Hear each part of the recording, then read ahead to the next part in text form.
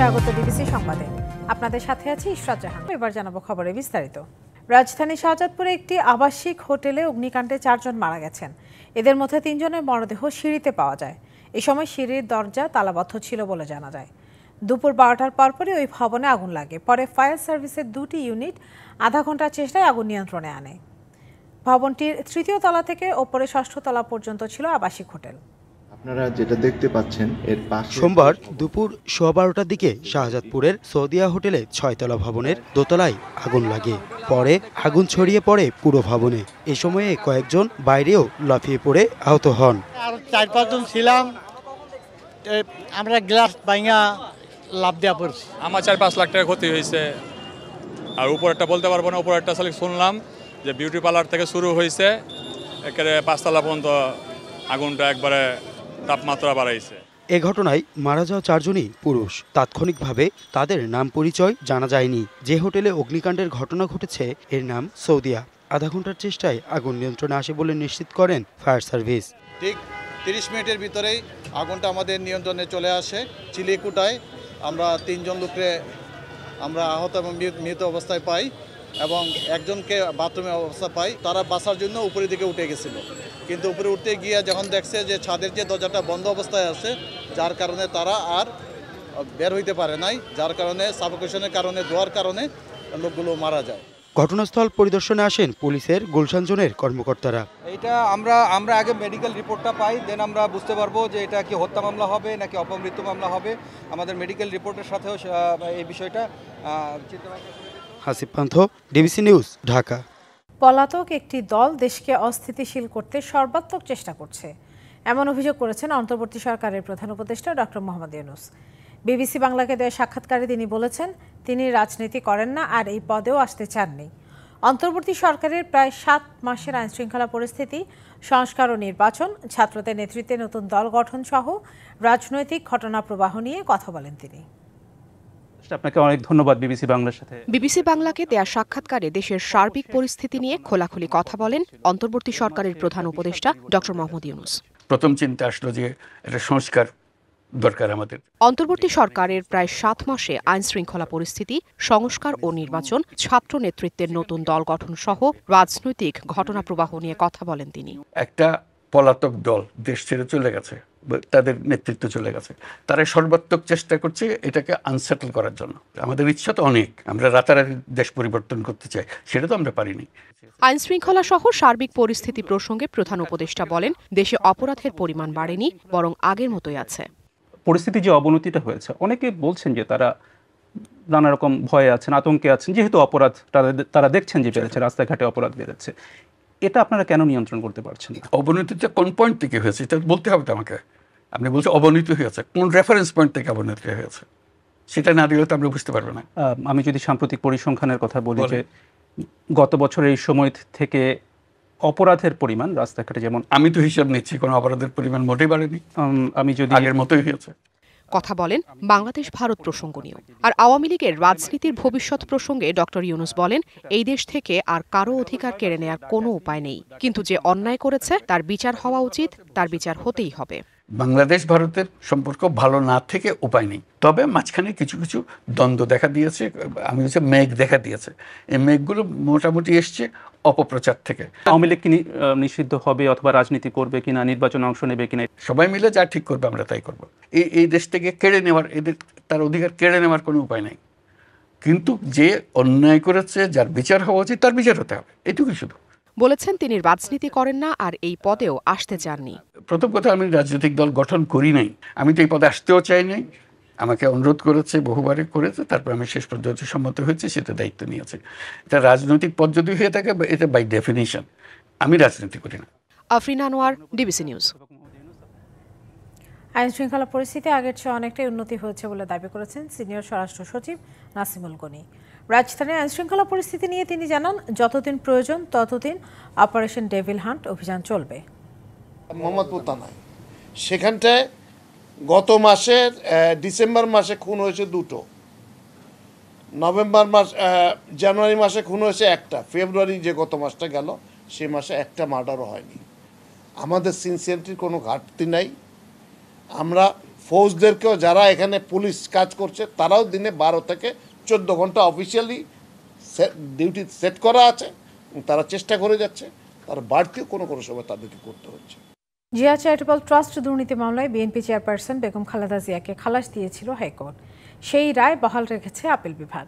রায়ের পর বেগম জিয়ার আইনজীবীরা বলেছেন, হয়রানি করার জন্যই এই মামলা দেওয়া হয়েছিল, আর বিগত সরকার এই মামলার কুশীলবদের ভালোভাবেই পুরস্কৃত করেছে বলে মন্তব্য করেন তারা। সোমবার সকালে আপিল বিভাগের জ্যেষ্ঠ বিচারপতি মোহাম্মদ আশফাকুল ইসলামের নেতৃত্বাধীন 3 বিচারপতি বেঞ্চ এই আদেশ দেয়। রাজনৈতিক পট পরিবর্তনের পর গত বছরের 27 নভেম্বর এই মামলায় বেগম খালেদা জিয়াকে খালাস দেয় হাইকোর্ট। ওই রায়ের বিরুদ্ধে আপিল করে দুদক ও রাষ্ট্রপক্ষ। আওয়ামী লীগ সরকারের সময় 6 বছর আগে জিয়া চ্যারিটেবল ট্রাস্ট দুর্নীতি মামলায় বিএনপি চেয়ারপারসনকে 7 বছরের কারাদণ্ড দেয় ঢাকার বিশেষ জজ আদালত 5।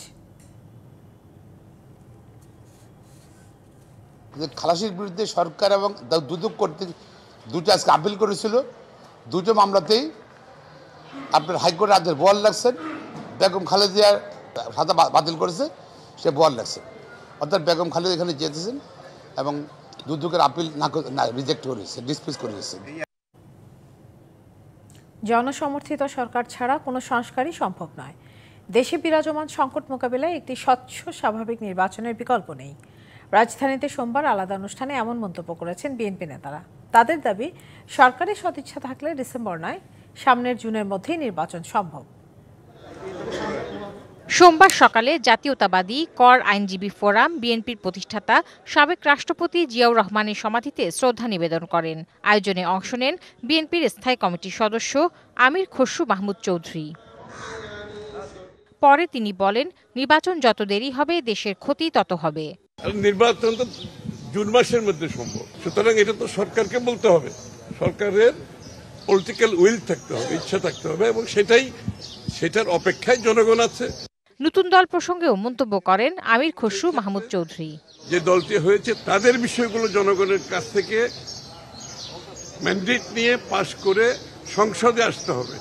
এদিকে জাতীয় প্রেস ক্লাবে সাবেক সেনাপ্রধান লেফটেন্যান্ট জেনারেল মাহবুবুর রহমানের জীবনী গ্রন্থের প্রকাশনা অনুষ্ঠানে বিএনপির ভাইস চেয়ারম্যান শামসুজ্জামান দুদু বলেন, দেশে নির্বাচিত সরকার এলে চলমান সংকট কাটবে। যে দেশের মানুষ প্রায় 15 থেকে 20 বছর ভোটাধিকার পায় নাই, সেই মানুষের ন্যূনতম ভোটাধিকার আমরা ফেরত দিতে পারি না। ভোটটার দিকে আমরা যদি যেতে পারতাম, আমার এটা নিজের বক্তব্য, দলের বক্তব্য, তাহলে সংকট কিছুটা হলো কাট। নির্বাচিত সরকার ছাড়া জনদাবি পূরণ সম্ভব নয়, আর জনগণের ভোটে গঠিত সরকারই দেশের চলমান সংকট দূর করতে পারবে বলেন বিএনপি নেতারা। এছাড়া সকালে বিএনপির চেয়ারপারসনের উপদেষ্টা অধ্যাপক শাহিদা রফিকের জানাজায় অংশ নিয়ে দলটির সিনিয়র যুগ্ম মহাসচিব রুহুল কবির রিজভী বলেন, সুষ্ঠু ও নিরপেক্ষ নির্বাচনের পরিবেশ সৃষ্টি হয়েছে কিনা তা জানতে চায় দেশের মানুষ।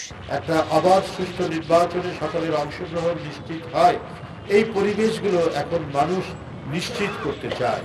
মানুষগুলো এদেশের জনগণ জানতে চায় সেই পরিবেশের দিকে যাচ্ছে কিনা। Tahsina Jessy, DBC news, Dhaka. মাওলানা ভাসানী বিজ্ঞান ও প্রযুক্তি বিশ্ববিদ্যালয় ক্যাম্পাসে রাজনীতিমুক্ত আইনের কোনো তোয়াক্কা করেনি ছাত্রলীগ। সরকার পতনের পর দলীয় ছাত্র রাজনীতি বন্ধে প্রশাসন কঠোর হলেও ছাত্র শিবিরের কমিটি ঘোষণার পর তৎপর ছাত্রদল সহ অন্যান্য সংগঠনগুলো। যদিও শিবির বলছে তারা লেজুর ভিত্তিক দলীয় সংগঠন নয়, আর শিক্ষার্থীরা জোর দিচ্ছেন ছাত্র সংসদ নির্বাচনে। টাঙ্গাইলের মাওলানা ভাসানী বিজ্ঞান ও প্রযুক্তি বিশ্ববিদ্যালয় 1999 সালে প্রতিষ্ঠিত এই বিশ্ববিদ্যালয়টিতে ছাত্র, শিক্ষক, কর্মকর্তা, কর্মচারী সবার জন্য রাজনীতি নিষিদ্ধ করা হয়। তবে শেখ হাসিনার আওয়ামী লীগ ক্ষমতায় আসার পর রাজনীতি নিষিদ্ধের আইনটি বন্দী হয়ে পড়ে কাগজে। প্রকাশ্য ছাত্র রাজনীতি শুরু করে ছাত্রলীগ। সরকার পতনের পর বিতাড়িত করা হয় ছাত্রলীগকে। শিক্ষার্থীদের দাবির মুখে ছাত্র রাজনীতি বন্ধে কঠোর হয় বিশ্ববিদ্যালয় কর্তৃপক্ষ। তবে ছাত্র শিবির ঘটা করে কমিটি ঘোষণা করলে নড়ে চড়ে বসে অন্য ছাত্র সংগঠনগুলো, যদিও এ নিয়ে ভিন্ন ব্যাখ্যা আছে ছাত্র শিবিরের। আমরা বিশ্বাস করি যে ছাত্র রাজনীতি নিষিদ্ধ করা বা ছাত্র রাজনীতি নিষিদ্ধের মধ্য দিয়ে জাতীয় নেতৃত্বের জায়গায় আমাদের সংকট তৈরি হতে পারে ভবিষ্যতে। ছাত্র রাজনীতির আমূল একটি পরিবর্তন আসুক, সংস্কার আসুক, ছাত্র রাজনীতি ছাত্র এবং শিক্ষার্থী বান্ধব হোক। এখন ক্যাম্পাসে তৎপর ছাত্রদল। কমিটি না থাকলেও নেতৃত্বে থাকা শিক্ষার্থীদের দাবি, শিবিরকে মোকাবেলা করতেই তাদের কার্যক্রম গতিশীল করা হচ্ছে। কিছুদিন আগে আমাদের ক্যাম্পাসে ছাত্র শিবিরের নতুন করে পূর্ণাঙ্গ কমিটি ঘোষণা করার কারণে আমাদের এখন মনে হচ্ছে যে না, তাদেরকে রাজনৈতিকভাবে মোকাবেলা করার জন্য আমাদের ছাত্র দলের রাজনীতি প্রয়োজন। নেই বাম সংগঠনের তৎপরতা, তবে ক্রিয়াশীল ইসলামী ছাত্র আন্দোলন ও ভাসানী ছাত্র পরিষদ। মাওলানা আব্দুল হামিদ খান ভাসানী একটা সাংস্কৃতিক বিপ্লবের কথা বলে গেছেন। তো সেই সাংস্কৃতিক বিপ্লবের যদি আমরা না ঘটাতে পারি তাহলে আমাদের এই বিপ্লবটা ব্যর্থ হবে। এখন ছাত্র সংসদ হইলে তাহলে যারা নেতৃত্ব স্থানীয় আসবেন, যারা নেতা হবেন, তারা সাধারণ শিক্ষার্থী নেতা হবেন। তাদের মাধ্যমে তাদের অধিকার আমরা আদায় করে নিতে পারবো প্রশাসনের কাছ থেকে। এদিকে ক্যাম্পাসে দলীয় ও লেজুর ভিত্তিক ছাত্র রাজনীতি দেখতে চান না বৈষম্য বিরোধী আন্দোলনে সক্রিয় ভূমিকা রাখা শিক্ষার্থীরা। একটা বৃহৎ প্রত্যাশা ছিল যে এই আন্দোলনের পরে আসলে অনেক কিছু পরিবর্তন হতে পারে। যতটুকু প্রত্যাশা ছিল সাধারণ মানুষের, সাধারণ স্টুডেন্টের, সেই প্রত্যাশাটা পূরণ হয় নাই। যারা এই প্ল্যাটফর্মে হয়ে কাজ করছে তারাও ওইভাবে মূল্যায়িত হয় নাই। লেজুর ভিত্তিক রাজনীতি চাচ্ছে, তাদেরকে আমরা আপাতত সাধারণ শিক্ষার্থীদের পক্ষ থেকে বলতে চাই যে এটা আমাদের এখন না হোক। বিশ্ববিদ্যালয়ে দলীয় ছাত্র রাজনীতি নিষিদ্ধ ও ছাত্র সংসদ চালুর বিষয়ে নতুন কোনো সিদ্ধান্ত হয়নি বলছেন উপাচার্য। আমার বিশ্ববিদ্যালয়ে মত প্রকাশের স্বাধীনতা আছে, কিন্তু লেজুর ভিত্তিক রাজনীতি ছাত্ররাও চায় না। বিষয়টা এই পর্যায়ে আছে। আর যদি ছাত্র সংসদ নিয়ে পরবর্তী সময়ে ছাত্র রাজনীতি করা যায়, সেটা পরবর্তী সময় প্রেক্ষাপটে সেটা সিদ্ধান্ত নেওয়া যাবে। প্রায় ৮,০০০ শিক্ষার্থীর এই বিশ্ববিদ্যালয়ে আবাসন, অতিরিক্ত টিউশন ফি, শিক্ষার মানোন্নয়ন ও গবেষণা খাতে বরাদ্দসহ নানা সংকটের অবসান চান সাধারণ শিক্ষার্থীরা। Sohel Talukdar, DBC news, Tangail. সরকারি প্রাথমিক বিদ্যালয়ে সহকারী শিক্ষক পদে উত্তীর্ণ ৬,৫৩১ জন প্রার্থীর নিয়োগ বাতিল করে দেয়া হাইকোর্টের রায় স্থগিত করেছে আপিল বিভাগ। সোমবার আপিল বিভাগের জ্যেষ্ঠ বিচারপতি মোহাম্মদ আশফাকুল ইসলামের নেতৃত্বাধীন ৩ সদস্যের বেঞ্চ এই আদেশ দেয়। গত ১৮ ফেব্রুয়ারি ঢাকা ও চট্টগ্রাম বিভাগের এই প্রার্থীদের নিয়োগপত্র দেওয়ার সরকারি সিদ্ধান্ত বাতিল করে দেয়া রায় স্থগিত চেয়ে আবেদনের শুনানি হয় সোমবার। গত ৬ ফেব্রুয়ারি নিয়োগ বাতিলের রায় দেয় হাইকোর্ট। আর এই রায়ের পর থেকেই আন্দোলন করে আসছিলেন শিক্ষকরা। আজকালের মধ্যে বাজারে বোতলজাত সয়াবিন তেলের সংকট থাকবে না বলে জানালেন বাণিজ্য উপদেষ্টা শেখ বশিরউদ্দিন। দুপুরে রাজধানীর মোহাম্মদপুরে টাউন হলে বাজার তদারকিতে যান বাণিজ্য ও শিল্প উপদেষ্টা। এই সময় বাণিজ্য উপদেষ্টা বলেন, বর্তমানে বাজারে সব পণ্য, বিশেষ করে রোজার পণ্যের দাম স্থিতিশীল ও নিম্নমুখী। এ সময় বোতলজাত সয়াবিন তেলের সরবরাহ সংকট স্বীকার করে বাণিজ্য উপদেষ্টা বলেন, পরিস্থিতি নিয়ে সরকার কাজ করছে। পরে শিল্প উপদেষ্টা বলেন, বাজারে নকল, ভেজাল ও নিম্নমানের পণ্য বিক্রি বন্ধে নিয়মিত অভিযান চলছে। বিএসটিআই বাজারে গিয়ে ব্যবসায়ীদের সতর্ক করছে। এরপরও কেউ আইন অমান্য করার চেষ্টা করলে কঠোর ব্যবস্থা নেওয়া হবে বলে জানান তিনি। এই মুহূর্তে তেলের কনজাম্পশন প্রায় 60% হচ্ছে পাম অয়েল। সরকার নির্ধারিত মূল্য থেকে আরও 20-25 টাকা কমে বিক্রি হচ্ছে। সেখানে কোনো সরবরাহের ঘাটতি নেই।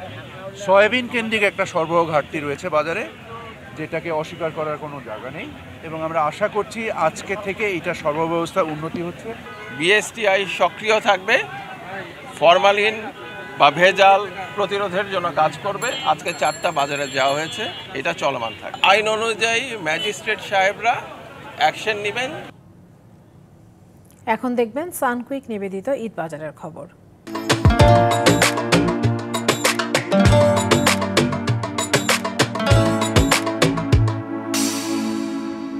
রমজানের দ্বিতীয় দিন আজ। ঈদের এখনও বাকি অনেক দিন, কিন্তু কেনাকাটায় পিছিয়ে নেই নগরবাসী। ছেলে মেয়ে সবারই পছন্দ আরামদায়ক ও আকর্ষণীয় পোশাক। ঈদের কেনাকাটায় মেয়েদের পছন্দ থ্রি-পিস, তবে এবার এই পোশাকে এসেছে বৈচিত্র্য।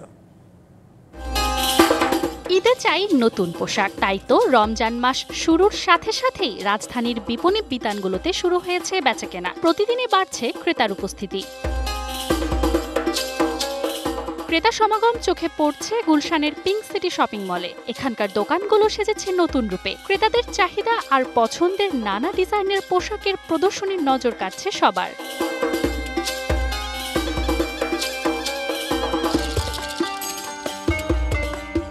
আরামদায়ক ও আকর্ষণীয় নকশার পোশাকের প্রতি ঝোঁক নারীদের। সুতির কাপড়কে প্রাধান্য দিচ্ছেন তারা। পার্টিতে গেলে তখন আপনার সোফরা সিল্কের বা আপনার একটু এমব্রয়ডারি করা, তো এইসব ড্রেস পরা হয়। পাকিস্তানি আর ইন্ডিয়ান ড্রেসগুলো, বিভিন্ন ডিজাইনের যে ড্রেসগুলো আছে ওগুলো আমি পরি। লোন টাইপের ড্রেস, দিল্লি বুটিক্স এগুলো একটু প্রেফার করছি সুতির মধ্যে। ক্রেতাদের পছন্দের তালিকায় ইন্ডিয়ান ও পাকিস্তানি 3 পিস, জানালেন বিক্রেতারা। ট্রেন্ডিং বলতে আপনার হেভি কাফতানটা হবে, কেফটা হবে, রেডি শাড়িটা হবে আর জ্যাকেটটা হবে। এই 4টা প্যাটার্ন আপনার সবগুলি এবার ঈদে হিট হবে। গারার আসছে, সারার আসছে, তারপর অর্গানজার অনেক কালেকশন আসছে, এগুলোর মধ্যে আর কি কাস্টমার ঝুঁকতেছে বেশি। Manju Mafroz Nilima, DBC news. DBC সংবাদে এই ছিল এখনকার মতো। ডিবিসি নিউজের সংবাদগুলো পড়তে ভিজিট করুন dbcnews.tv আর ভিজিট করুন ডিবিসি নিউজের ফেসবুক পেজ এবং ইউটিউব চ্যানেল। ডিবিসির সঙ্গে থাকুন।